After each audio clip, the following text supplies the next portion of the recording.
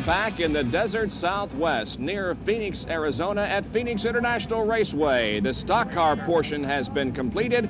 Now we're ready for the Cat Thunder cars, and the weather has definitely improved. Let's go to Gary Lee for this report. The command has been given a most interesting mix in this Thunder Car Series between old sports cars and former Indy cars. On the pole in the Frisbee is Al Lamb, starting outside in a former Indy car, an old March, a former Indy car driver, Bill Tempero. The first time this season for many of these drivers to compete on an oval. It should be an interesting shootout for these sports cars here at Phoenix. So the field is beginning to move away, and we have a battle for the championship that will be determined this afternoon. Bill Tempero there in the Budweiser-sponsored car number 2, the old Indy car that Bobby Rahal used to drive, is the points leader. In second is Al Lamb. The standings 89-83, so both could possibly win the national championship in Cat Thunder cars here at Phoenix International Raceway. Basically, Bob, whichever one finishes ahead of the other one is going to win the championship. This is an interesting series of race cars. There are 4 divisions currently in America that are trying to emulate getting close to the performance of Indianapolis cars and trying to do it economically. I suggest that only 1 or 2, perhaps the most, is going to survive. Cat Thunder cars could be one of those series. And those 2 battling for the championship are in the front row, Al Lamb and Bill Tempero. Bill Scott and Wayne Rutherford are in row number 2. The third row, Horst Roller number 1 and Mike Engstrom in 77. In row number 4, it's Jim Gradel in 18 and Ray RAYMER in 64. In the 5th row, Jim Del Russo in 47 and Bill Hill in 73. The 6th row consists of John Raker in 58 and 94, Bob Goulet. In the 7th row will be Gerald Nelson in car 57 and Fred Parkhill in number 89. In row number 8, 11, Cliff Dawson, and 10, John Macaluso. The 9th row has Buddy LAZIER in car number 19 and IndyCar driver Steve CHASSEY in number 14. And there are a couple of pretty hot drivers there on the back row, and we'll be watching for them to move up through the field. Off the 4th turn, and look at the jump that Al Lamb gets as they take the green flag and this race begins. Well, they're going to go 50 laps, but Lamb really gets out of the cannon off the turn number 4, jumps to a big lead. But look at Tempero. Tempero's caught up already. Bill Tempero moving up through the gears and really turning in a good first lap here. He had a decided advantage as they come off that 4th corner. However, now as you indicated, Bill Tempero in the red car has caught up with Al Lamb as they come down and complete lap number 1. An indication of the speeds of these Cat cars here at PIR. There were 3 divisions of cars here this weekend. The first 4 qualifiers, the 4 fastest of the weekend overall. In the second car there, the red, white, and blue machine is the Randy Zimmer car driven by Steve CHASSEY. Randy was 4th quick time but was disqualified for a pit road infraction, helping us out with stats. And Steve CHASSEY has jumped into the seat his first time ever in a Cat Thunder car. And he is moving up quickly, passing a couple of cars there between turns 1 and 2. And the leaders are Al Lamb in the blue number 13 and Bill Tempero in the red car number 2. They're lapping slower traffic already. And here is a car coming into the pits. That's Fred Parkhill from Tulsa, Oklahoma, whose car has expired. He coasts to the pit area. As Parkhill quietly coasts back to his respective position in the pits, you can see the race up front. Tempero appeared to be running quicker than Al Lamb, but as they moved through traffic on the last couple laps, Lamb got more of an advantage. There is a good look at Bill Tempero, who is in 2nd position at the moment, trailing Al Lamb. Lamb's car, by the way, is an old Frisbee that dates back to the former Can-Am days, formerly driven by Al Unser Jr. when he drove for the Rick Gallis team. Running in 5th place right now, the first red car there is the younger brother of 3-time Indy 500 winner Wayne Rutherford. That's Buddy LAZIER, who started basically last, who's made a great drive to the front. You saw Fred Parkhill drop out moments ago. Gary Lee is there. Fred, it was a short afternoon. What put you out? Blew the motor. Just blew the engine, I think. Was there any indication the lap prior that there was a problem, or she just let go? She just let go. So man of a few words, and Fred Parkhill retires from this Cat Thunder car event.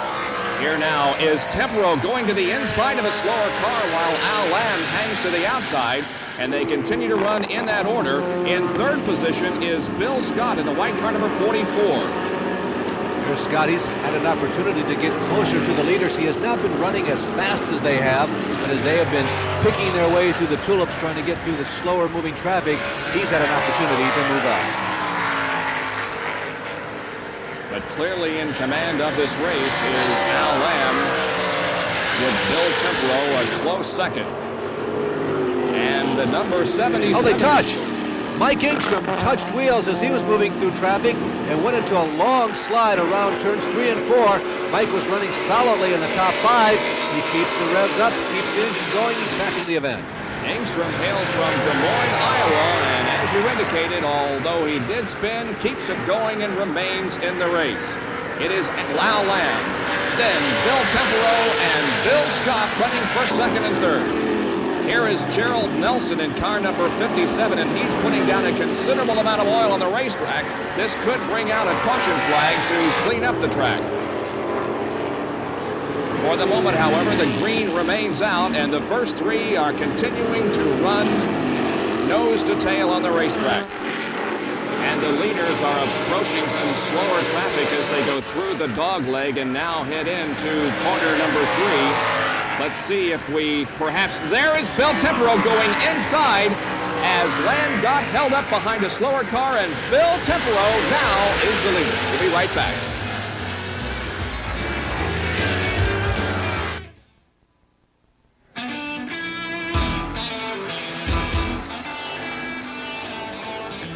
Well, we're looking at your pit board right now, the question mark on the oil pressure. Is that what put you out? Yeah, it is. Was there any indication earlier there was a problem? Yeah, about the 3rd lap into the start of the race, something started to feel like it was going away. How can you verbalize how a driver feels as everything is fine? You glance out at the cockpit, at the instruments, and you realize your race is almost over. It's not a very good feeling. Larry, there was a considerable amount of oil on that engine. There was more than a dripping faucet. There's Steve Chassey, by the way, who along with Buddy LAZIER turned in perhaps the best driving job, passing job of today's race. Both of them moved from the back. And right now, Chassey is in jeopardy of going 1 lap down to the leader, Bill Tempero. And Tempero has now pulled out to quite an advantage over second place Al Lamb. Lamb still within striking distance, but Tempero has a rather considerable lead at this point in the race. And if Tempero can hold on to this, he will become the first Cat Thunder Car champion in history. Most of these cars and drivers came from the old Can-Am series, and this is the first year for them to run into the configuration and the title of Cat Thunder cars. Boy, a large contingent. Oh, Chassey! Chassey is blowing an engine. Steve Chassey, after a great drive, Bob, is coming down the front stretch, as you call it, amidst 4 abreast just about. The engine let go. So Steve Chassey drops to the inside of the racetrack, but the yellow flag is out. The crews will come out onto the racetrack to see if any oil was spread when Chassey's car went up in a big puff of smoke. Well, the pace car is picking up the leader, as it should. Good job there, as Bill Tempero falls into suit behind the pace car. And there are a couple of machines between him and the second running Al Lamb. Track crews move out into the area of turn number 1 to put down some oil dry.